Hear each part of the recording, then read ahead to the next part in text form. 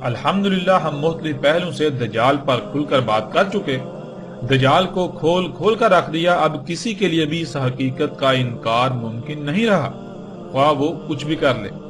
یہ حقیقت نہیں بدل سکتی کہ دجال انسان کے اپنے ہی ہاتھوں سے خلق کی ہوئی طرح طرح کی غیر معمولی ایجادات ہیں جنہیں وہ اپنے لیے مسیحا سمجھتا ہے، یعنی ان ایجادات کو اپنے لیے فائدہ مند، سہولتیں، آسائشیں اور آسانیاں وغیرہ سمجھتا ہے، انہیں ترقی سمجھتا ہے، لیکن حقیقت یہ نہیں ہے، بلکہ حقیقت اس کے بالکل برعکس ہے، جسے گزشتہ اقساط میں مختلف پہلوں سے واضح کر دیا گیا کہ یہ مسیحا نہیں بلکہ دجل ہے، یہ دجل عظیم ہے، یہ فساد عظیم ہے، جس کی وجہ سے آج دنیا پر طرح طرح کی تباہیاں مسلط ہو چکی ہیں، جن سے آج کوئی ایک بھی مخلوق محفوظ نہیں رہی اور محفوظ نہیں ہے، اور اسی کی وجہ سے یہی زمین ان قریب وہ جہنم بن جائے گی جس کا وعدہ انسانوں سے کیا گیا۔ ناظرین، اتنا کچھ کھلنے کے باوجود ہم مزید ایسے پہلو پر بھی بات کریں گے کہ جو لوگ اپنی جہالت کی بنا پر اب تک اپنی ضد پر قائم ہیں کہ یہ دجال نہیں، حالانکہ ان کے پاس ایک بھی دلیل نہیں ہے سوائے ضد، حسد، بغض اور دشمنی کے، لیکن ان لوگوں کی جہالت کو مد نظر رکھتے ہوئے، یا پھر وہ لوگ جو ابھی تک علماء نامی جہلاء امام الدجال طبقے کے دجل کا شکار ہیں، ان کے لیے اس جہالت یا اس طبقے کے دجل سے نکلنے میں آسانی ہو جائے، مزید ایسے پہلوں پر بات کریں گے۔ اس کے باوجود بھی اگر کوئی تسلیم نہیں کرتا تو ایسے لوگوں کے لیے اتمام حجت ہو جائے گی، کل روز محشر ان کے پاس کوئی بہانہ نہیں ہوگا۔ ناظرین، رسول اللہ صلی اللہ علیہ وآلہ وسلم نے کہا تھا کہ دجال اس وقت تک نہیں نکلے گا جب تک کہ قسطنطینیہ فتح نہیں ہو جاتا، جیسا کہ آپ سکرین پر روایت کو دیکھ سکتے ہیں۔ رسول اللہ صلی اللہ علیہ وآلہ وسلم نے کہا، نہیں نکلے گا دجال یہاں تک کہ فتح ہو جائے قسطنطینیہ۔ ناظرین، اس روایت کے علاوہ بھی کئی کتب روایات جنہیں کتب احادیث کہا جاتا ہے، ان میں ایسی روایات موجود ہیں جن میں رسول اللہ صلی اللہ علیہ وآلہ وسلم کے یہی الفاظ موجود ہیں۔ پھر اس کے علاوہ بھی رسول اللہ صلی اللہ علیہ وآلہ وسلم نے کہا تھا کہ تم ہند پر چڑھائی کرو گے، اسے فتح کرو گے، اور ہند اس وقت تک تمہارے قبضے میں رہے گا جب تک کہ دجال نہیں نکل آتا، یعنی جب دجال نکل آئے گا تو اس کے بعد ہند تمہارے قبضے سے نکل جائے گا۔ جیسے ہی ہم آگے بڑھیں گے تو اس روایت پر باقاعدہ تفصیل سے بات ہوگی۔ ناظرین، ہم ان دونوں موضوعات پر بات کریں گے تاکہ حق مزید کھل کر واضح ہو جائے۔ اب سوالات یہ پیدا ہوتے ہیں کہ قسطنطینیہ کیا ہے، اور کیا قسطنطینیہ فتح ہو چکا یا پھر قسطنطینیہ نے فتح ہونا ہے؟ اگر تو قسطنطینیہ فتح ہو چکا تو پھر بلا شک و شبہ دجال کا خروج ممکن ہو چکا، اور اگر قسطنطینیہ فتح نہیں ہوا تو پھر دجال کے خروج کا تو سوال ہی پیدا نہیں ہوتا۔ پھر ناظرین، ہند کیا ہے؟ کیا ہند موجودہ بھارت یعنی انڈیا کو کہتے ہیں؟ کیا غزوہ ہند ہو چکا یا پھر مستقبل میں ہونا ہے؟ اگر غزوہ ہند ہو چکا تو کیا ہند فتح کے بعد قبضے میں رہا اور کب تک رہا؟ اور پھر کیا ہند قبضے سے نکل چکا؟ ان تمام سوالات سمیت باقی جتنے بھی ان موضوعات سے متعلق سوالات ہیں، ان سب کے جوابات ہم تفصیل کے ساتھ جانیں گے۔ ان تمام سوالات کے جوابات جاننے کے لیے پہلے ہم بات کرتے ہیں ہند کے موضوع پر۔ غزوہ ہند کے متعلق جو روایات ملتی ہیں، ان تمام روایات کو سامنے رکھتے ہوئے ان کی روشنی میں ہم اس موضوع پر تفصیل سے بات کرتے ہیں۔ سکرین پر اس وقت آپ روایت دیکھ رہے ہیں۔ ابو ہریرہ رضی اللہ تعالیٰ عنہ نے کہا کہ کہا رسول اللہ صلی اللہ علیہ وآلہ وسلم نے، اور یاد کیا ہند کو، پس کہا تمہاری فوج ہند پر چڑھائی کرے گی، اللہ ان پر کھول دے گا، یعنی ہند فتح ہو جائے گا، حتیٰ کہ وہ فوج آئے گی ان کے یعنی ہند کے بادشاہوں کے ساتھ زنجیروں میں جکڑے ہوئے لائے گی، اللہ ان کے ذنوب غفر کر دے گا، پس وہاں سے نکلنے کے وقت وہاں سے نکلیں گے تو شام میں ابن مریم کو پائیں گے۔ کہا ابو ہریرہ رضی اللہ تعالیٰ عنہ نے اگر میں نے اس غزوہ کو پا لیا تو میں اپنا سب کچھ بیچ دوں گا اور اس غزوہ میں شامل ہو جاؤں گا۔ پس جب اللہ نے ہم پر کھول دیا یعنی ہمیں فتح دے دی اور میں واپس پلٹا تو پس میں آزاد ابو ہریرہ ہوں گا، آگے بڑھوں گا شام، پس پاؤں گا شام میں عیسیٰ ابن مریم علیہ السلام کو، پس مجھے حرص ہے کہ انہیں خبر دوں کہ میں آپ صلی اللہ علیہ وآلہ وسلم کا ساتھی تھا، اے اللہ کے رسول صلی اللہ علیہ وآلہ وسلم۔ پس رسول اللہ صلی اللہ علیہ وآلہ وسلم مسکرائے اور ہنسے، پھر کہا بہت دور بہت دور، یعنی اے ابو ہریرہ آپ اس غزوے کو ہی نہیں پا سکیں گے اور عیسیٰ ابن مریم علیہ السلام سے ملاقات تو بہت دور کی بات ہے۔ ناظرین، اس سے پہلے کہ ہم روایت پر بات کریں، ایک بات کا جان لینا بہت ضروری ہے، جو ایک ایسا جھوٹ ہے جو نہ صرف اس موضوع سے تعلق رکھتا ہے بلکہ وہ اتنا عام کیا گیا کہ اس جھوٹ نے اس موضوع کی ساری حقیقت کو چھپا کر رکھ دیا۔ وہ لفظ ہے غزوہ، جس کے معنی یہ بیان کیے جاتے ہیں کہ غزوہ اس جنگ کو کہتے ہیں جس میں رسول اللہ صلی اللہ علیہ وآلہ وسلم نے بذات خود بنفس نفیس شرکت کی ہو، یا پھر جس کی کمانڈ خود رسول اللہ صلی اللہ علیہ وآلہ وسلم نے کی ہو۔ لیکن حقیقت یہ ہے کہ یہ ایک ایسا بہت بڑا جھوٹ ہے جس کا حقیقت کے ساتھ دور دور تک کوئی تعلق نہیں، اس کا حقیقت کے ساتھ رائی برابر بھی تعلق نہیں۔ ناظرین، عربی کا لفظ غزوہ مجموعی طور پر 3 الفاظ کا مجموعہ ہے جنہیں آپ سکرین پر دیکھ سکتے ہیں۔ ان میں پہلا لفظ ہے غزا، دوسرا لفظ ہے زو اور تیسرا لفظ جو کہ ایک حرف پر مشتمل ہے ہے جو کہ ساکت تے ہے۔ غزا کے معنی ہے آغاز کرنا، پہل کرنا، شروع یا ابتدا کرنا، اور زو کے معنی چڑھنا، چڑھائی کرنا وغیرہ، اور ہے اس مقام کی طرف اشارہ کرتا ہے جس کے بارے میں بات کی جا رہی ہوتی ہے۔ اگر جس کے بارے میں بات کی جا رہی ہو اس کا نام آگے موجود ہو تو ہے نہیں بلکہ تے کا استعمال ہوگا، تے استعمال کیا جائے گا، کیونکہ عربی میں تے براہ راست اس شے یا عوامل کے لیے استعمال ہوتی ہے جن کا ذکر کرنا مقصود ہو۔ اگر نام یا براہ راست اس شے کا ذکر نہ ہو تو محض اس کی طرف اشارہ کرنے کے لیے تے کی بجائے ساکت تے یعنی ہے کا استعمال ہوگا۔ اب ناظرین، ان تینوں الفاظ کو جوڑ کر ایک لفظ بنایا جائے تو یہ بنے گا لفظ غزوہ، جس کے معنی ہے کسی پر چڑھائی کی ابتدا کرنا، چڑھائی کا آغاز کرنا، چڑھائی میں پہل کرنا۔ اور ناظرین، پھر ایک اور بات بھی یاد رکھیں کہ یہ لفظ تو عربی کا لفظ ہے جو محمد رسول اللہ صلی اللہ علیہ وآلہ وسلم کی بعثت سے قبل بھی استعمال ہوتا تھا، نہ کہ یہ لفظ محمد رسول اللہ صلی اللہ علیہ وآلہ وسلم کی بعثت کے بعد وجود میں آیا۔ جب یہ لفظ عربی کا ہے اور محمد علیہ السلام کی بعثت سے قبل بھی استعمال ہوتا تھا تو پھر ان لوگوں سے سوال ہے جو یہ کہتے ہیں اور اسے اپنا عقیدہ بنا چکے ہیں کہ غزوہ اسے کہتے ہیں جس میں رسول اللہ صلی اللہ علیہ وآلہ وسلم نے خود شرکت کی ہو یا جس جنگ کی کمان خود رسول اللہ صلی اللہ علیہ وآلہ وسلم نے کی ہو۔ اگر یہی معنی ہے تو رسول اللہ صلی اللہ علیہ وآلہ وسلم کی بعثت سے قبل جب یہ لفظ استعمال ہوتا تھا تو وہاں اس کے معنی کیا لیے جائیں گے؟ تب تو رسول اللہ صلی اللہ علیہ وآلہ وسلم کی نہ بعثت ہوئی تھی اور نہ ہی ان کی پیدائش۔ ان کی پیدائش سے صدیاں قبل بھی یہ لفظ نہ صرف اپنا وجود رکھتا تھا بلکہ استعمال ہوتا رہا۔ ناظرین، آگے بڑھنے سے پہلے لفظ غزوہ کے معنی کو ذہن میں رکھنا بہت ضروری ہے۔ اگر اس سے اعراض کیا جائے گا، اس سے منہ موڑا جائے گا تو آپ حق کو سمجھنے کے بجائے الٹا اپنے پہلے سے اخذ کیے ہوئے نظریات سے باہر نہیں نکل سکیں گے اور حق کی پہچان بالکل ناممکن ہو جائے گی۔ اب آتے ہیں اس روایت کی طرف۔ ناظرین، اس روایت کی بنیاد پر آج آپ کو یہ بات اکثر سننے کو ملے گی جو کہ آج ایک عقیدے و نظریے کی حیثیت اختیار کر چکی ہے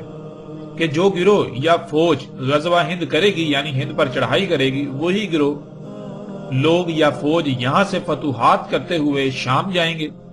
اور جب شام پہنچیں گے وہ گروہ شام پہنچے گا تو وہاں عیسیٰ ابن مریم علیہ السلام کو پائیں گے۔ عیسیٰ ابن مریم علیہ السلام چونکہ آخر الزمان میں قرب قیام الساعت آئیں گے اس لیے غزوہ ہند بھی ابھی مستقبل میں ہونا ہے۔ ناظرین، یہ ایک بہت ہی خطرناک عقیدہ ہے جس کی نہ تو کوئی بنیاد ہے اور نہ ہی اس میں ایک رائے برابر بھی حقیقت ہے۔ اس کے باوجود غزوہ ہند کے نام پر آج تک نہ صرف دھوکہ دیا جاتا رہا بلکہ آج بھی دھوکہ دیا جا رہا ہے۔ بلا شک و شبہ اس روایت میں ایسا تاثر ملتا ہے کہ جو لوگ غزوہ ہند کریں گے وہی شام میں عیسیٰ ابن مریم علیہ السلام کو پائیں گے، یعنی یہ ایک ہی گروہ ہے، لیکن حقیقت کیا ہے؟ جیسے ہی ہم آگے بڑھیں گے تو حقیقت کھل کر سامنے آ جائے گی۔ وہ ایک نہیں بلکہ الگ الگ دو گروہ ہیں۔ اب ناظرین، سب سے پہلی بات یہ ہے کہ غزوہ ہند کرنے والے کون ہوں گے؟ کیا کوئی تنظیم ہوگی، کوئی جماعت یا گروہ ہوگا، کچھ لوگوں کا غزوہ ہند کے نام پر گروہ وغیرہ ہوگا، یا پھر کوئی فوج ہوگی؟ تو اس سوال کا جواب صراحت کے ساتھ اسی روایت میں موجود ہے کہ وہ ایک جیش ہوگی، جیسا کہ سکرین پر آپ ان الفاظ کو دیکھ سکتے ہیں۔ اور جیش عربی میں کہتے ہیں ریاستی فوج کو، یعنی ریاست کی فوج کو۔ مثلا جیسے ریاست پاکستان کی فوج، ریاست سعودی عرب کی فوج، ریاست ایران کی فوج، یا دنیا میں جتنے بھی ممالک یعنی ریاستوں کی افواج ہیں، ریاستی فوج کو عربی میں جیش کہتے ہیں۔ روایت میں رسول اللہ صلی اللہ علیہ وآلہ وسلم کے الفاظ صراحت کے ساتھ موجود ہیں کہ غزوہ ہند کرنے والے لوگ ریاست کی فوج ہوگی، ریاستی فوج۔ ناظرین، اس حقیقت سے ان تمام لوگوں کی حقیقت آشکار ہو جاتی ہے جو کسی بھی ریاست کی فوج نہیں بلکہ مختلف گروہ، تنظیمیں یا جماعتیں وغیرہ ہیں، کہ اگر وہ غزوہ ہند کو اپنی طرف منسوب کرتے ہیں یا وہ غزوہ ہند کے نام پر لوگوں کو اپنی طرف مائل کر رہے ہیں تو وہ نہ صرف اپنے دعوے، اپنی بات میں اعلیٰ درجے کے جھوٹے ہیں بلکہ وہ غزوہ ہند کے نام پر اپنے ذاتی مفاد یا عزائم کی تکمیل کے لیے معصوم ذہنوں سے کھلواڑ کرتے ہیں اور کر رہے ہیں، اور ان معصوم ذہنوں کو اپنے باطل عزائم کے لیے گمراہ کرتے ہوئے استعمال کرتے ہیں۔ اب ناظرین، سوال یہ پیدا ہوتا ہے کہ وہ کس ریاست کی فوج ہوگی؟ آج یہ بات آپ کو کثرت کے ساتھ سننے کو ملے گی کہ غزوہ ہند ریاست پاکستان کی فوج لڑے گی۔ تو ناظرین، اس میں کتنی حقیقت ہے؟ اسے بھی ہم محمد رسول اللہ صلی اللہ علیہ وآلہ وسلم کے اپنے ہی الفاظ سے جان لیتے ہیں کہ محمد علیہ السلام نے کس ریاست کی فوج کا ذکر کیا تھا۔ اس وقت سکرین پر آپ کو روایت نظر آ رہی ہے۔ رسول اللہ صلی اللہ علیہ وآلہ وسلم نے کہا، بیت المقدس میں بادشاہ ہوگا، بھیجے گا ایک فوج ہند کی طرف، پس وہ اسے فتح کر لیں گے، پس روندیں گے ہند کی زمین کو اور پائیں گے اس کے خزانے، پس وہ بادشاہ ان خزانوں کو بیت المقدس کی زیبائش پر استعمال کرے گا، اور اس فوج کے آگے ہوں گے ہند کے بادشاہ بیڑیوں میں جکڑے ہوئے، اور وہ فتح کر لیں گے جو درمیان ہے مشرق و مغرب کے، اور رہیں گے ہند میں دجال کے خروج تک، یعنی ہند کو فتح کرنے کے بعد دجال کے خروج تک ہند ان کے قبضے میں رہے گا، لیکن جب دجال نکل آئے گا تب ہند ان کے قبضے سے نکل جائے گا۔ ناظرین، اس روایت میں رسول اللہ صلی اللہ علیہ وآلہ وسلم نے اس سوال کا جواب بھی بہت ہی صراحت کے ساتھ دے دیا جس کا انکار دنیا کی کوئی طاقت نہیں کر سکتی۔ رسول اللہ صلی اللہ علیہ وآلہ وسلم نے کہا کہ بیت المقدس میں بادشاہ ہوگا جو ہند کی طرف فوج بھیجے گا ہند پر چڑھائی کے لیے، اور بیت المقدس شام میں واقع ہے۔ ناظرین، شام میں کوئی بادشاہ ہوگا جو ہند کی طرف یعنی ہند پر چڑھائی کے لیے فوج بھیجے گا۔ اس سے کئی باتیں کھل کر سامنے آ جاتی ہیں۔ ان میں ایک یہ کہ ناظرین، اگر ریاست پاکستان کی فوج غزوہ ہند کرے گی تو کیا پاکستان شام میں واقع ہے؟ کیا بیت المقدس شام کی بجائے پاکستان میں ہے؟ پھر کیا پاکستان میں بادشاہت قائم ہے؟ کیونکہ جس ریاست کی فوج نے غزوہ ہند کرنا تھا اس ریاست کے بارے میں تو روایت میں صراحت کے ساتھ رسول اللہ صلی اللہ علیہ وآلہ وسلم کے الفاظ موجود ہیں کہ اس ریاست میں بادشاہت قائم ہوگی۔ اور پھر ایسا نہیں کہ رسول اللہ صلی اللہ علیہ وآلہ وسلم کسی ایک خاص گروہ کو مخاطب کر کے بات کر رہے ہیں، بلکہ وہ اپنے اصحاب کے سامنے اپنی امت کو مخاطب کرتے ہوئے بات کر رہے ہیں کہ امت مسلمہ کی ریاست اس وقت بادشاہت میں بدل چکی ہوگی، اور ریاست اسلام کا بادشاہ ہند پر چڑھائی کے لیے فوج بھیجے گا۔ یعنی ایسا بالکل نہیں ہے کہ اسلام کے نام پر کئی ریاستیں وجود میں آ چکی ہوں گی، یعنی کئی ممالک وجود میں آ چکے ہوں گے جن میں جمہوریت نامی نظام قائم ہوگا یا کچھ میں بادشاہت وغیرہ قائم ہوگی اور ان میں سے کسی ریاست کا سربراہ ہند پر چڑھائی کے لیے فوج بھیجے گا، ایسا قطعاً نہیں کہا۔ بلکہ رسول اللہ صلی اللہ علیہ وآلہ وسلم نے اپنے امتیوں کے سامنے پوری امت کو مخاطب کرتے ہوئے کہا تھا کہ بیت المقدس میں بادشاہ ہوگا، یعنی تمہاری ریاست جو اس وقت نبوی ہے، ایک وقت آئے گا جب یہ نبوی طرز کی بجائے بادشاہت میں بدل جائے گی، اور اس وقت اس کا دارالخلافہ شام ہوگا، اور بیت المقدس شام میں ریاست اسلامیہ کا بادشاہ فوج کو ہند پر چڑھائی کے لیے بھیجے گا۔ ناظرین، اب حقیقت آپ کے سامنے ہے۔ پھر یہاں ایک اور سوال ان لوگوں سے بھی ہے جو یہ عقیدہ و نظریہ رکھتے ہیں کہ ہند کو فتح کرنے والا گروہ فتوحات کرتے ہوئے شام پہنچے گا تو وہاں عیسیٰ ابن مریم علیہ السلام کو پائے گا۔ اگر ایسا ہے تو پھر وہ گروہ شام کو کس سے فتح کرے گا؟ کیا اسی بادشاہ سے؟ روایت میں تو صراحت کے ساتھ یہ مذکور ہے، رسول اللہ صلی اللہ علیہ وآلہ وسلم کے یہ الفاظ موجود ہیں کہ شام سے فوج آئے گی ہند پر چڑھائی کرنے کے لیے، یعنی شام پہلے ہی قبضے میں ہوگا، نہ صرف قبضے میں ہوگا بلکہ وہ ریاست کا دارالخلافہ ہوگا، وہ اسلامی ریاست کا دارالخلافہ ہوگا۔ ایسا نہیں ہوگا کہ ہند سے شام کی طرف فوج جائے گی، اس لیے ایسے لوگوں کو بھی اپنی اصلاح کرنے کی ضرورت ہے جو ایسے عقائد و نظریات کے ساتھ جی رہے ہیں کہ وہ ایک ہی گروہ ہوگا جو پہلے ہند فتح کرے گا، پھر فتوحات کرتے ہوئے شام پہنچے گا تو وہاں عیسیٰ ابن مریم علیہ السلام کو پائے گا۔ ایسا قطعاً نہیں ہونے والا، نہ ہوگا اور نہ ہی ہونے والا ہے۔ ناظرین، پیچھے یہ بات ہو چکی کہ ایسا نظریہ پیچھے بیان کردہ روایت کو نہ سمجھنے کی وجہ سے وجود میں آیا، لیکن اس کی حقیقت کیا ہے؟ اب ہم آتے ہیں اس کی طرف کہ کیا وہ ایک ہی گروہ ہوگا جو ہند کو فتح کرے گا اور وہی گروہ فتوحات کرتے ہوئے شام پہنچے گا تو وہاں پر عیسیٰ ابن مریم علیہ السلام کو پائے گا؟ کیونکہ اگر ایک ہی گروہ ہوگا تو بلا شک و شبہ غزوہ ہند مستقبل میں ہوگا، کیونکہ جب ایک ہی گروہ ہوگا، اسی گروہ کی عیسیٰ ابن مریم علیہ السلام سے ملاقات ہوگی تو پھر ظاہر ہے عیسیٰ ابن مریم علیہ السلام تو مستقبل میں قرب قیام الساعہ آنا ہے، اس لیے پھر غزوہ ہند بھی مستقبل میں ہی ہوگا۔ ناظرین، حقیقت یہ ہے کہ وہ ایک گروہ نہیں بلکہ دو الگ الگ گروہ ہوں گے،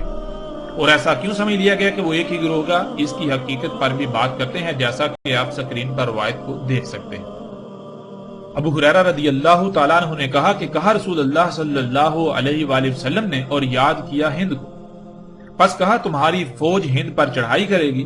اللہ ان پر کھول دے گا، یعنی ہند فتح ہو جائے گا، حتیٰ کہ وہ فوج آئے گی ان کے یعنی ہند کے بادشاہوں کے ساتھ زنجیروں میں جکڑے ہوئے لائے گی انہیں، اللہ ان کے ذنوب غفر کر دے گا۔ پس وہاں سے نکلنے کے وقت وہاں سے نکلیں گے تو شام میں ابن مریم کو پائیں گے۔ کہا ابو ہریرہ رضی اللہ تعالیٰ عنہ نے اگر میں نے اس غزوہ کو پا لیا تو میں اپنا سب کچھ بیچ دوں گا اور اس غزوہ میں شامل ہو جاؤں گا۔ پس جب اللہ نے ہم پر کھول دیا یعنی ہمیں فتح دے دی اور میں واپس پلٹا تو پس میں آزاد ابو ہریرہ ہوں گا، آگے بڑھوں گا شام، پس پاؤں گا شام میں عیسیٰ ابن مریم علیہ السلام کو۔ پس مجھے حس ہے کہ انہیں خبر دوں کہ میں آپ صلی اللہ علیہ وآلہ وسلم کا ساتھی تھا، اے اللہ کے رسول صلی اللہ علیہ وآلہ وسلم، یعنی اے عیسیٰ ابن مریم علیہ السلام۔ پس رسول اللہ صلی اللہ علیہ وآلہ وسلم مسکرائے اور ہنسے، پھر کہا بہت دور بہت دور، یعنی اے ابو ہریرہ آپ اس غزوے کو نہیں پا سکیں گے اور عیسیٰ ابن مریم علیہ السلام سے ملاقات تو بہت دور کی بات ہے۔ ناظرین، اب اس روایت سے بظاہر ایسا لگتا ہے کہ وہ ایک ہی گروہ ہوگا، اسی وجہ سے ابو ہریرہ رضی اللہ تعالیٰ عنہ بھی اس غلط فہمی کا شکار ہو گئے تھے۔ اسی غلط فہمی کا شکار ہوتے ہوئے انہوں نے بھی یہی سمجھا کہ وہ ایک ہی گروہ ہوگا جو ہند پر چڑھائی کرے گا اور وہی گروہ شام میں عیسیٰ ابن مریم کو پائے گا۔ لیکن جب ابو ہریرہ رضی اللہ تعالیٰ عنہ نے اپنی خواہش کا اظہار کیا رسول اللہ صلی اللہ علیہ وآلہ وسلم کے سامنے تو رسول اللہ صلی اللہ علیہ وآلہ وسلم نے کیا جواب دیا، اس سے حقیقت بالکل کھل کر واضح ہو جاتی ہے۔ ابو ہریرہ رضی اللہ تعالیٰ عنہ کے الفاظ کو دیکھیے اور پھر رسول اللہ صلی اللہ علیہ وآلہ وسلم کے جواب۔ کہا ابو ہریرہ رضی اللہ تعالیٰ عنہ نے اگر میں نے اس غزوہ کو پا لیا تو میں اپنا سب کچھ بیچ دوں گا اور اس غزوہ میں شامل ہو جاؤں گا۔ پس جب اللہ نے ہم پر کھول دیا یعنی ہمیں فتح دے دی اور میں واپس پلٹا تو پس میں آزاد ابو ہریرہ ہوں گا، آگے بڑھوں گا شام، پس پاؤں گا شام میں عیسیٰ ابن مریم علیہ السلام کو، پس مجھے حس ہے کہ انہیں خبر دوں کہ میں آپ یعنی محمد علیہ السلام کا ساتھی تھا، اے اللہ کے رسول عیسیٰ ابن مریم علیہ السلام۔ پس رسول اللہ صلی اللہ علیہ وآلہ وسلم مسکرائے اور کہا بہت دور بہت دور، یعنی جب رسول اللہ صلی اللہ علیہ وآلہ وسلم نے ہند کو یاد کرتے ہوئے غزوہ ہند یعنی ہند پر چڑھائی کرنے کا ذکر کیا اور آگے عیسیٰ ابن مریم علیہ السلام کا بھی ذکر کیا تو ابو ہریرہ رضی اللہ تعالیٰ عنہ غلط فہمی کا شکار ہو گئے اور وہ یہ سمجھ بیٹھے کہ ایک ہی گروہ ہوگا جو ہند پر چڑھائی کرے گا اور وہی گروہ جب شام پہنچے گا تو وہاں عیسیٰ ابن مریم علیہ السلام کو پالے گا۔ اور پھر جب ابو ہریرہ رضی اللہ تعالیٰ عنہ نے رسول اللہ صلی اللہ علیہ وآلہ وسلم کے سامنے اپنی اس خواہش کا اظہار کیا کہ ان کی خواہش ہے کہ وہ اس غزوہ کو پالیں، اس میں اگر وہ بچ جائیں زندہ بچ جائیں اور پھر جب شام پہنچے تو وہاں وہ عیسیٰ علیہ السلام سے ملاقات کریں، ان کو پالیں، تو رسول اللہ صلی اللہ علیہ وآلہ وسلم کو اس بات کا علم ہو گیا، یہ علم ہو گیا کہ ابو ہریرہ رضی اللہ تعالی عنہ غلط فہمی کا شکار ہو گئے ہیں اور وہ یہ سمجھ رہے ہیں کہ وہ ایک ہی گروہ ہوگا۔ تو اس وقت رسول اللہ صلی اللہ علیہ وآلہ وسلم نے ان کی یہ غلط فہمی دور کرنے کے لیے اپنی اس بات کی مزید وضاحت کر دی کہ وہ ایک نہیں بلکہ دو مختلف گروہ ہوں گے، اور وہ ایک ہی وقت نہیں بلکہ مختلف اوقات میں وہ گروہ ہوں گے، جیسا کہ آپ سکرین پر روایت کو دیکھ رہے ہیں۔ رسول اللہ صلی اللہ علیہ وآلہ وسلم نے کہا میری امت سے دو گروہوں کو اللہ نے آگ سے آزاد کر دیا، ایک جسے آگ سے آزاد کیا وہ ہند پر چڑھائی کرے گا، اور دوسرا گروہ وہ جو ہوگا عیسیٰ ابن مریم علیہ السلام کے ساتھ۔ ناظرین، جب ابو ہریرہ رضی اللہ تعالی عنہ پر یہ بات واضح ہو گئی کہ وہ ایک نہیں دو الگ الگ گروہ ہوں گے، تو اس کے بعد ابو ہریرہ رضی اللہ تعالیٰ عنہ کے ایسے الفاظ نہیں ملتے کہ جس سے یہ بات ثابت ہو کہ اس کے بعد بھی ابو ہریرہ رضی اللہ تعالیٰ عنہ نے اپنی اسی خواہش کا ذکر کیا ہو، اسی خواہش کا اظہار کیا ہو۔ ابو ہریرہ رضی اللہ تعالیٰ عنہ نے صرف رسول اللہ صلی اللہ علیہ وآلہ وسلم کے سامنے اس وقت اپنی اس خواہش کا اظہار کیا جب رسول اللہ صلی اللہ علیہ وآلہ وسلم نے ہند کا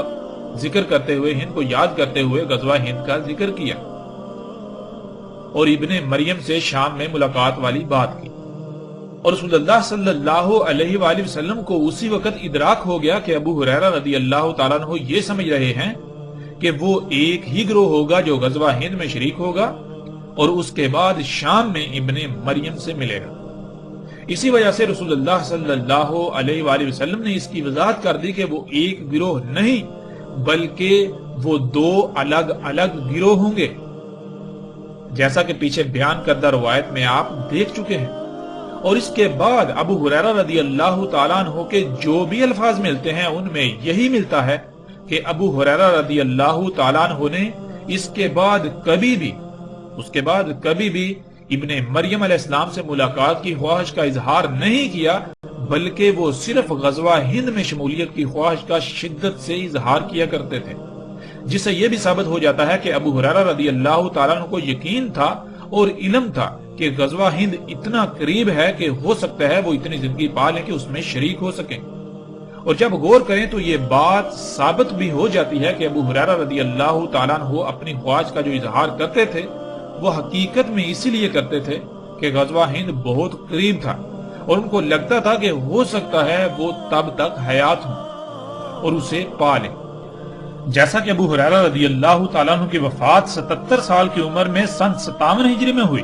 اور غزوہ ہند ابو ہریرہ رضی اللہ تعالیٰ عنہ کی وفات کے صرف 33 سال بعد 90 ہجری میں ہوا، یعنی اگر ابو ہریرہ رضی اللہ تعالیٰ عنہ مزید 33 سال زندہ رہتے تو وہ غزوہ ہند کو پا لیتے۔ یہی وہ وجہ تھی جس وجہ سے ابو ہریرہ رضی اللہ تعالیٰ عنہ اپنی اس خواہش کا اظہار کیا کرتے تھے، کیونکہ انہیں اس بات کا علم تھا کہ غزوہ ہند قریب ترین ہونے والے واقعات میں سے ایک ہے۔ ناظرین، اب سوال یہ پیدا ہوتا ہے کہ ابو ہریرہ رضی اللہ تعالیٰ عنہ کو کیسے اس بات کا علم تھا کہ غزوہ ہند قریب ترین ہونے والے واقعات میں سے ایک ہے، کہ ہو سکتا ہے کہ وہ اسے پا لیں؟ تو اس کا جواب بھی بالکل واضح ہے۔ جیسا کہ سکرین پر آپ روایت کو دیکھ رہے ہیں۔ ابو ہریرہ رضی اللہ تعالی عنہ نے کہا، ہم سے وعدہ لیا یا وعدہ کیا رسول اللہ صلی اللہ علیہ وآلہ وسلم نے غزوہ ہند یعنی ہند پر چڑھائی کرنے کا، پس اگر میں نے اسے پا لیا خرچ کروں گا اس میں اپنی جان اور اپنے مال کو، پس اگر قتل ہو گیا تو ہوں گا افضل الشہداء سے، اور اگر واپس پلٹا میں ہوں گا آزاد کر دیا گیا ابو ہریرہ، یعنی جہنم کی آگ سے آزاد کر دیا گیا۔ ناظرین، اس روایت میں بالکل صراحت کے ساتھ واضح ہے کہ ابو ہریرہ رضی اللہ تعالیٰ عنہ یہ کہہ رہے ہیں کہ رسول اللہ صلی اللہ علیہ وآلہ وسلم نے ان سے ہند پر چڑھائی کرنے کا وعدہ لیا۔ مطلب یہ کہ رسول اللہ صلی اللہ علیہ وآلہ وسلم اپنے اصحاب کو یہ بتا رہے ہیں کہ ہند پر چڑھائی تمہاری زندگیوں میں ہی ہوگی، تو اس وقت تک تم میں سے جو زندہ رہے تو وہ وعدہ کرے کہ ہند پر چڑھائی کرنے والوں میں شامل ہوگا، شمولیت اختیار کرے گا۔ پھر کئی روایات ایسی ہیں جن میں رسول اللہ صلی اللہ علیہ وآلہ وسلم کے واضح ترین الفاظ موجود ہیں کہ رسول اللہ صلی اللہ علیہ وآلہ وسلم نے کہا تھا کہ آج جو آنکھ کھلی ہے وہ 100 سال تک بند ہو جائے گی۔ یعنی بہت سی روایات میں یہ بات صراحت کے ساتھ ملتی ہے کہ رسول اللہ صلی اللہ علیہ وآلہ وسلم نے کہا تھا کہ میرے اصحاب 100 سال تک زندہ رہیں گے، 100 سال بعد میرے اصحاب میں سے کوئی زندہ نہیں رہے گا، جس سے یہ بات بالکل کھل کر واضح ہو جاتی ہے کہ غزوہ ہند رسول اللہ صلی اللہ علیہ وآلہ وسلم کے بعد 100 سال کے اندر اندر ہونا تھا، اور جب غزوہ ہند 100 سال کے اندر اندر ہونا تھا تو اس وقت رسول اللہ صلی اللہ علیہ وآلہ وسلم کے کئی اصحاب کا زندہ ہونا اور اس میں شرکت کرنا بھی لازم تھا۔ ناظرین، یہ وہ وجہ تھی جس وجہ سے ابو ہریرہ رضی اللہ تعالیٰ عنہ نے غلط فہمی دور ہونے کے بعد کبھی بھی عیسیٰ ابن مریم علیہ السلام سے ملاقات کی خواہش کا اظہار نہیں کیا، بلکہ الٹا اس کے برعکس غزوہ ہند میں شمولیت کا شدت سے اظہار کیا کرتے تھے، اس لیے کہ انہیں اس بات کا یقین تھا کہ غزوہ ہند 100 سال کے اندر اندر ہونا ہے، ہو سکتا ہے وہ اتنی عمر پا لیں، اگر اتنی عمر پا لیں تو وہ اس میں ہر صورت شامل ہوں گے اور اپنا مال اپنی جان سب کچھ وہ اس میں خرچ کر دیں گے۔ ناظرین، اب اگر دیکھا جائے تو رسول اللہ صلی اللہ علیہ وآلہ وسلم نے ایک نہیں کئی مواقع پر یہ بات کہی کہ میرے اصحاب 100 سال تک زندہ رہیں گے، تو کیا ابو ہریرہ رضی اللہ تعالیٰ عنہ کو اس بات کا علم نہیں تھا کہ وہ پیچھے جو عمر پا چکے اس کے علاوہ وہ اگر زندہ رہتے ہیں تو زیادہ سے زیادہ 100 سال؟ جب انہیں اس بات کا علم تھا اور پھر غزوہ ہند اگر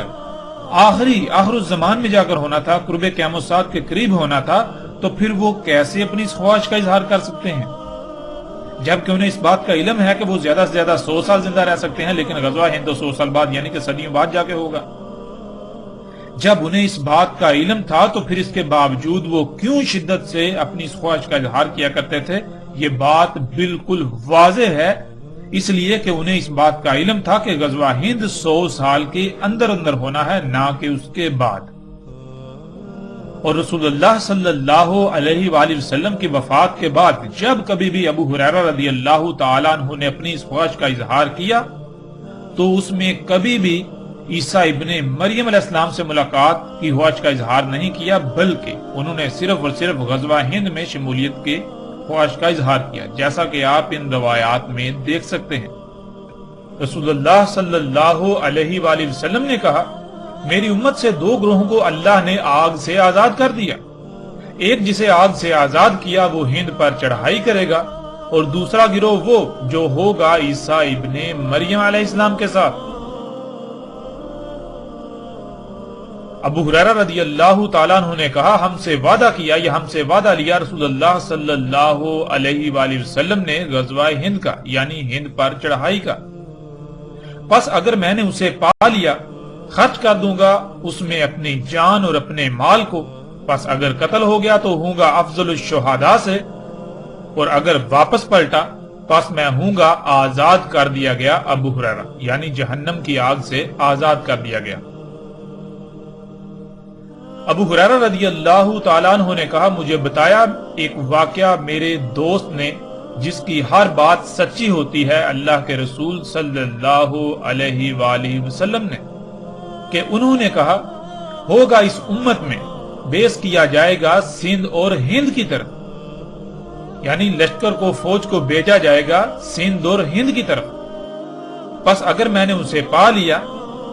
پس میں شہید ہو گیا، پس وہی ہوا یعنی جو رسول اللہ صلی اللہ علیہ وسلم نے کہا افضل الشہداء سے، اور اگر میں واپس پلٹا پس میں یہ الفاظ ذکر کروں گا اور میں آزاد ابو ہریرہ، تحقیق مجھے آزاد کر دیا گیا آگ سے، یعنی جہنم کی آگ سے۔ ناظرین اب فیصلہ آپ خود کر سکتے ہیں کہ آیا وہ ایک ہی گروہ ہوگا یا پھر وہ دو الگ الگ گروہ ہوں گے۔ یہ فیصلہ آپ کے اختیار میں، حقیقت ہر لحاظ سے آپ پر کھل کر واضح ہو چکی، یہ بات کھل کر ہر لحاظ سے واضح ہو چکی کہ وہ ایک نہیں بلکہ دو الگ الگ گروہ ہوں گے اور دو مختلف اوقات میں۔ ان میں سے ایک ریاست کی فوج ہوگی اور دوسرا وہ گروہ ہوگا، وہ لوگ ہوں گے جو عیسیٰ ابن مریم علیہ السلام کو پہچان کر ان کا ساتھ دیں گے، ان کے ساتھی ہوں گے۔ جب اس بات کی وضاحت ہو گئی تو ابو ہریرہ رضی اللہ تعالیٰ عنہ پر بھی یہ حقیقت واضح ہو گئی۔ اسی وجہ سے اس کے بعد ابو ہریرہ رضی اللہ تعالیٰ عنہ نے عیسیٰ علیہ السلام سے ملاقات کی خواہش کا اظہار نہیں کیا، بلکہ وہ صرف غزوہ ہند میں شرکت کی خواہش کا شدت سے اظہار کیا کرتے تھے، جیسا کہ آپ ان روایات میں دیکھ چکے ہیں، جس سے یہ بات بالکل صراحت کے ساتھ واضح ہو جاتی ہے کہ غزوہ ہند بہت ہی قریب ہونے والے مارکوں میں سے ایک تھا، یعنی ابو ہریرہ رضی اللہ تعالیٰ عنہ کو یہ یقین تھا کہ غزوہ ہند 100 سال کے اندر اندر ہونا ہے۔ اگر وہ اس وقت تک زندہ رہے، انہوں نے اس غزوے کو پا لیا تو وہ اس میں شرکت کریں گے، اپنا سارا مال اس میں خرچ کر دیں گے، اپنی جان تک اس میں خرچ کر دیں گے، لیکن وہ اسے نہ پا سکے کیونکہ وہ اس سے پہلے ہی وفات پا گئے۔ اب ناظرین جیسے رسول اللہ صلی اللہ علیہ وآلہ وسلم نے کہا تھا بالکل ویسا ہی ہوا۔ رسول اللہ صلی اللہ علیہ وآلہ وسلم نے کہا تھا کہ خلافت علی منہاج النبوہ یعنی نبوت کی طرز پر خلافت رہے گی، یعنی جو نائبیت ہے وہ رہے گی 30 سال۔ مطلب یہ کہ جو ریاست میں قائم کر کے جا رہا ہوں یہ ہے نبوی ریاست، اور میرے بعد یہ ریاست نبوی طرز پر رہے گی 30 سال۔ اس کے بعد خلافت بادشاہت میں بدل جائے گی، یعنی جیسا نظام ریاست رسول اللہ صلی اللہ علیہ وآلہ وسلم وضع کر کے گئے تھے ویسا صرف 30 سال تک چلے گا، اس کے بعد اس کے برعکس بادشاہت قائم ہو جائے گی۔ خلافت علی منہاج النبوہ میں ریاست کے سربراہ کے لیے مشاورت کا حکم ہے کہ خلیفہ مومنوں کی مشاورت سے آنا چاہیے، یعنی جو ریاست کا سربراہ ہے وہ مومنوں کی مشاورت سے آنا چاہیے، اور اس کے برعکس بادشاہت کہتے ہیں نسل در نسل اقتدار کے منتقل ہونے کو، اور بالکل یہی ہوا۔ 30 سال تک خلافت علی منہاج النبوہ رہی اور اس کے بعد معاویہ بن سفیان نے اس سے بادشاہت میں بدل دیا۔ یوں خلافت بنو امیہ کے خاندان میں بادشاہت کی صورت اختیار کر گئی۔ معاویہ بن سفیان نے اپنے آخری ایام میں اپنے بیٹے یزید بن معاویہ کو اقتدار منتقل کر دیا، یزید بن معاویہ کے بعد اس کے بیٹے، اور اسی طرح یہ بادشاہت چلتی رہی۔ اسی دوران نہ صرف ریاست اسلامیہ کا دارالخلافہ شام تھا بلکہ ایک ایسا بادشاہ آیا جس کا نام عبد الملک بن مروان تھا۔ شام میں موجود بادشاہ عبد الملک بن مروان نے ریاستی فوج کو سندھ اور ہند پر چڑھائی کے لیے بھیجا، اور حیران کن طور پر اس وقت سندھ اور ہند میں بھی بادشاہتیں قائم تھیں۔ اس فوج نے نہ صرف سندھ اور ہند کو فتح کیا بلکہ اس کے بادشاہوں کو، اس کے امراء کو بیڑیوں میں جکڑ کر شام میں موجود بادشاہ کے سامنے پیش کیا، یعنی بالکل ویسا ہی ہوا، وہی ہوا جس کا ذکر محمد رسول اللہ صلی اللہ علیہ وآلہ وسلم نے کیا تھا۔ اور پھر کئی صدیاں تک ہند انہی کے قبضے میں رہا، یہاں تک کہ دجال کا خروج نہیں ہو گیا۔ ناظرین آپ یہ جان کر چونک جائیں گے کہ جسے آج آپ صنعتی انقلاب کا نام دیتے ہیں، جسے صنعتی انقلاب کا نام دیا جاتا ہے، صنعتی انقلاب جو کہ دجال ہے، ہم پیچھے ہر لحاظ سے، ہر پہلو سے واضح کر چکے گزشتہ ایک ساتھ میں۔ اس کی ابتدا برطانیہ سے ہوئی۔ دجال کے خروج کے بعد برطانیہ ہی وہ واحد ملک تھا جس نے ہند کو مسلمانوں سے ان کے ہند پر کئی صدیوں کے قبضے کے بعد چھین لیا۔ یوں ہند مسلمانوں کے قبضے سے نکل گیا۔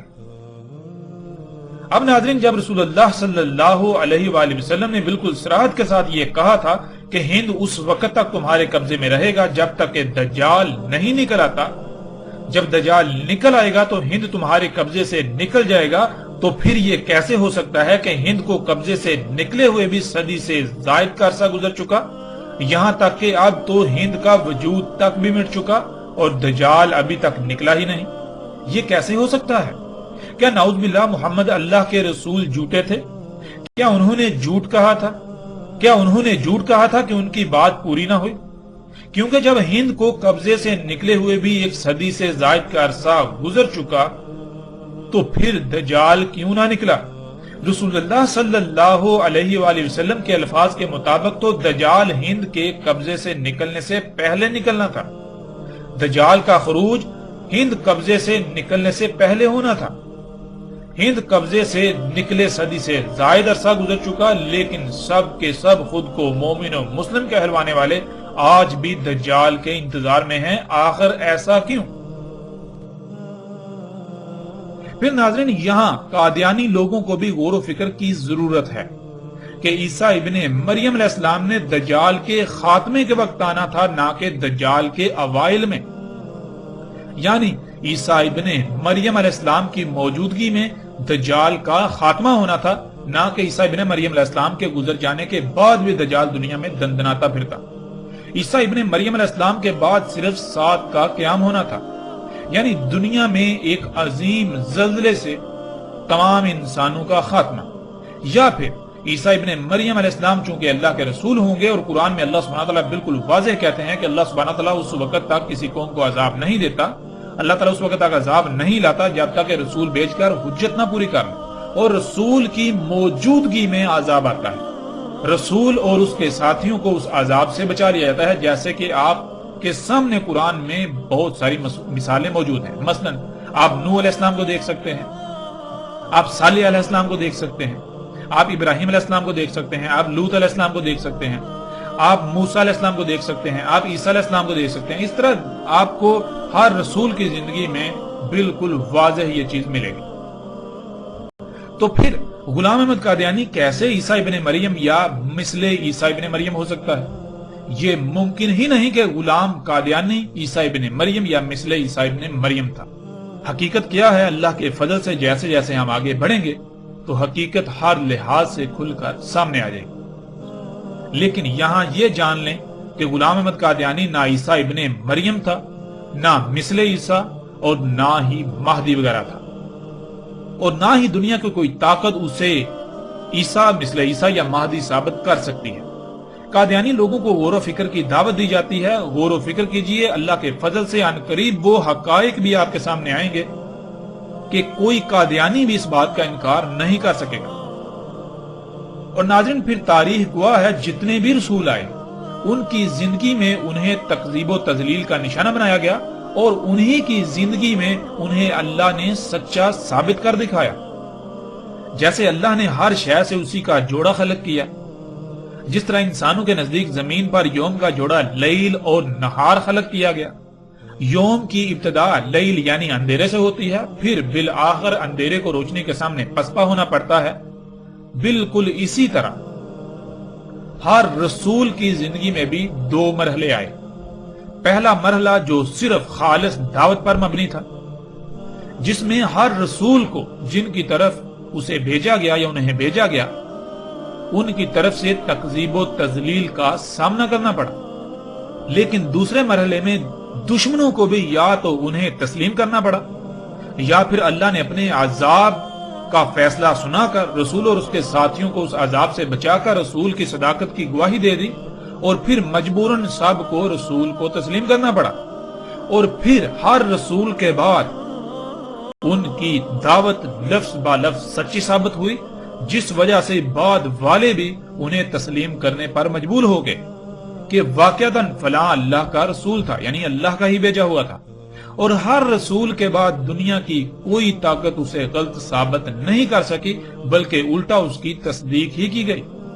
کوئی ایک بھی ایسا رسول نہیں ہے جو واقعتاً اللہ کا رسول تھا لیکن بعد میں کسی نے اسے غلط ثابت کیا ہو، کیونکہ یہ ممکن ہی نہیں۔ اللہ اپنے بندوں کو یعنی اللہ اپنے غلاموں کو رسوا نہیں کرتا۔ اور اسی طرح اگر غلام احمد قادیانی سچا تھا تو کیا اس کے ساتھ بھی وہی کچھ ہوا جو گزشتہ رسولوں کے ساتھ ہو چکا؟ ایسا قطعاً نہیں ہوا۔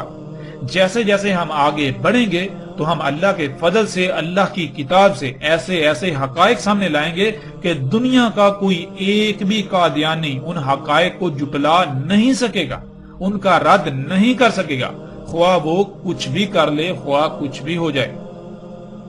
اور پھر اگر غلام احمد قادیانی اللہ کا رسول تھا تو پھر اسے بھی کوئی جھوٹا ثابت نہیں کر سکتا، لیکن اگر ایسا ہو جاتا ہے تو غلام احمد قادیانی اللہ کا رسول نہیں بلکہ کذاب ثابت ہوگا، جو کہ وہ تھا۔ اور اللہ کے فضل سے ان قریب حقیقت آپ خود جان لیں گے جسے دنیا کا کوئی ایک بھی قادیانی غلط ثابت نہیں کر سکے گا، اور نہ ہی اس حقیقت کا رد کر سکے گا، کیونکہ جس کا رد ہو سکے وہ حق ہی کہاں ہوا؟ حق تو ہوتا ہی وہ ہے جس کا کوئی رد ہی نہ ہو۔ ناظرین، ہم ایک بار پھر ان لوگوں کو مخاطب کرتے ہوئے یہ بات واضح کر رہے ہیں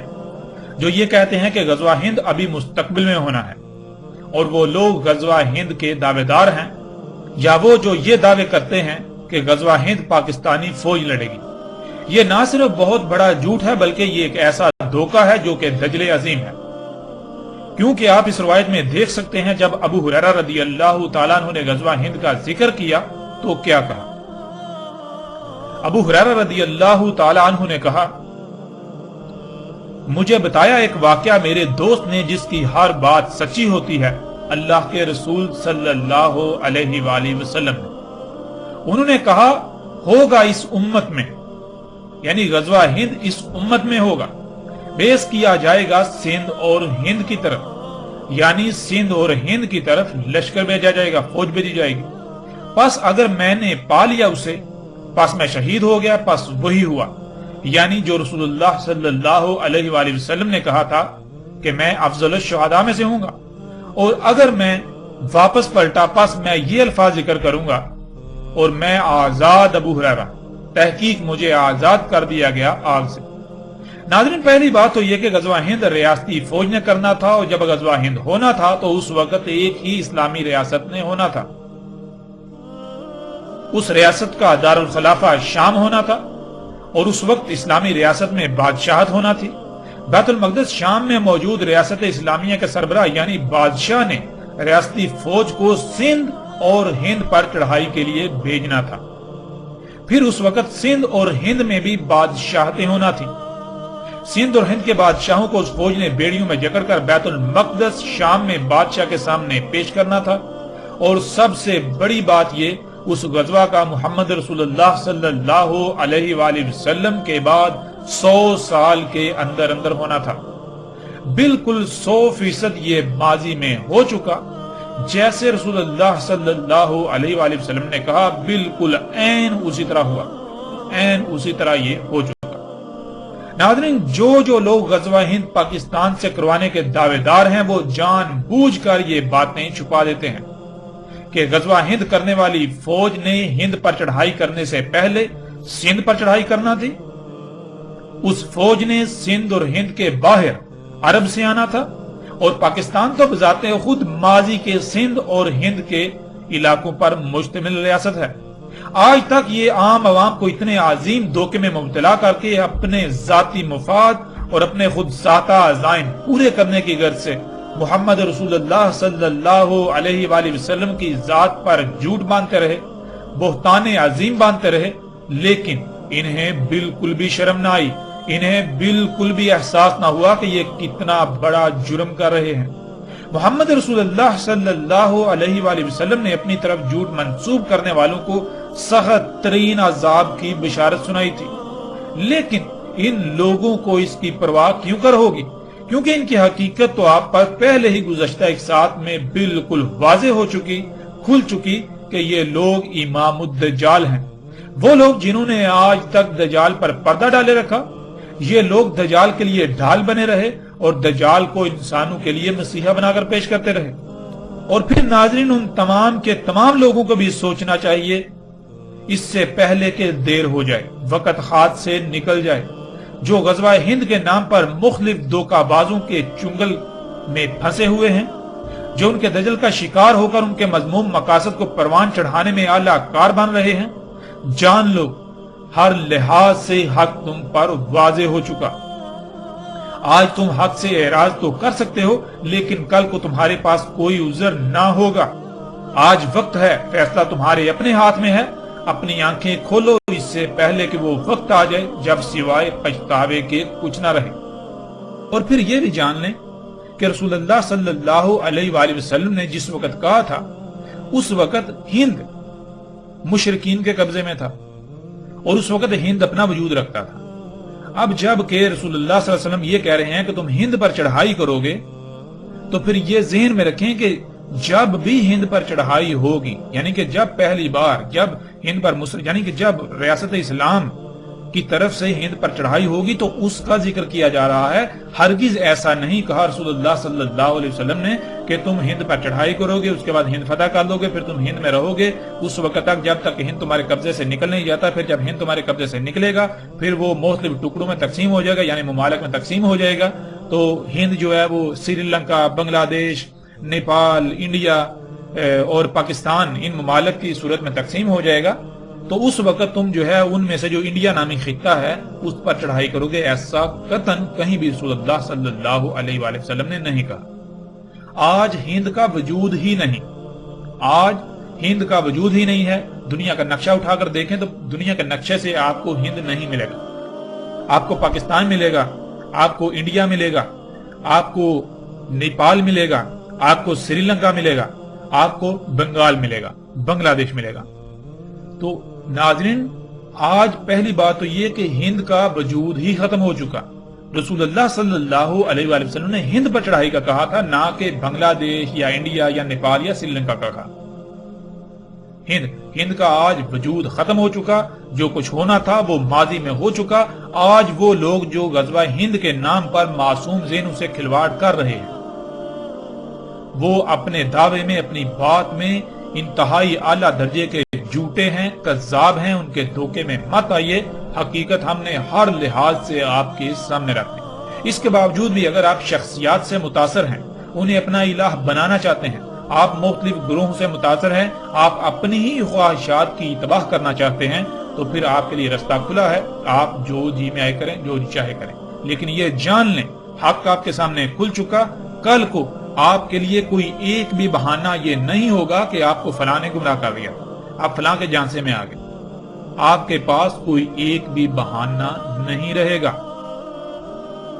اب اس موضوع کے آخر میں ان تمام لوگوں سے سوال کیا جاتا ہے کہ جب رسول اللہ صلی اللہ علیہ وآلہ وسلم کے الفاظ کے عین مطابق سندھ اور ہند پر چڑھائی ہوئی، اسے فتح کیا گیا، وہ صدیوں تک مسلمانوں کے قبضے میں رہا، بالآخر وہ قبضے سے نکل گیا۔ جب قبضے سے نکلا تو ہند کا وجود ختم ہو گیا، پھر وہ ہند نہیں رہا۔ اور رسول اللہ صلی اللہ علیہ وآلہ وسلم نے کہا تھا کہ ہند تمہارے قبضے سے اس وقت تک نہیں نکلے گا جب تک کہ دجال نہیں نکلا تھا۔ دجال کے نکلنے کے بعد ہند تمہارے قبضے سے نکلے گا۔ تو غور کریں، ہند قبضے سے نکلے ہوئے ایک صدی سے زائد کا عرصہ گزر چکا، یہاں تک کہ ہند کا وجود ہی مٹ چکا۔ تو پھر دجال کہاں گیا؟ کیا رسول اللہ صلی اللہ علیہ وآلہ وسلم نے جھوٹ کہا تھا؟ قطعاً نہیں، قطعاً نہیں، قطعاً نہیں۔ رسول اللہ صلی اللہ علیہ وآلہ وسلم نے ایک ایک بات سچ کہی تھی، اور الحمدللہ اللہ کے فضل سے ہم نے اللہ کے رسول محمد علیہ السلام کی ایک ایک بات کی تصدیق کر دی اور ایک ایک بات کی تصدیق کر رہے ہیں۔ دجال کا خروج تو کب کا ہو چکا، اب تو دجال کے خاتمے کا وقت بھی سر پر آ چکا ہے، اور آپ عنقریب اپنی آنکھوں سے دجال کا خاتمہ ہوتا ہوا دیکھیں گے۔